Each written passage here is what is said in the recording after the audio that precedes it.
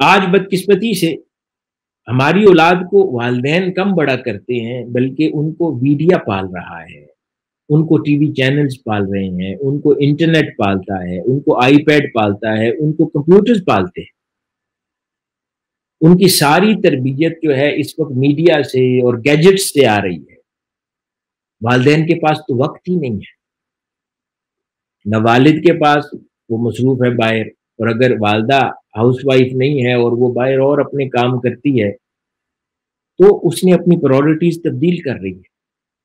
والدین کے پاس پہلی پرائورٹی، جیسے میں نے عرض کیا پہلے، نہ ویلتھ نہ پریسٹیج فرسٹ پرائورٹی ہے، first priority is a happy family, اور ہیپی فیملی میں بنیادی ضرورت اچھی تربیت ہے اور پیرنٹنگ ہے جو اولاد کی جا سکتی ہے۔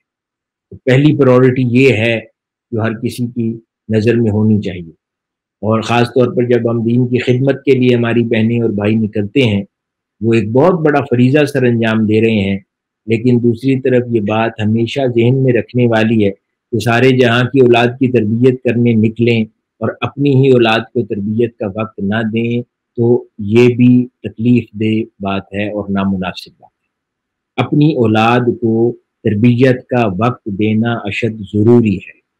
ہاں، اور کئی بار ہم اولاد کے ساتھ، اگر میاں اور بیوی دونوں باہر کام کرتے ہیں، تو ہم اولاد کے ساتھ بیڈمنٹن کھیلتے ہیں۔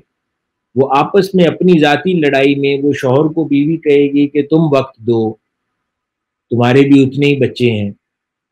شوہر بیوی کو کہے گا کہ نہیں، یہ ماں کی رسپانسبلٹی ہے، میں مصروف ہوتا ہوں، میں کام کروں گا۔ وہ بیوی جواباً کہے گی میں مصروف نہیں ہوتی، میری بھی تو لائف ہے۔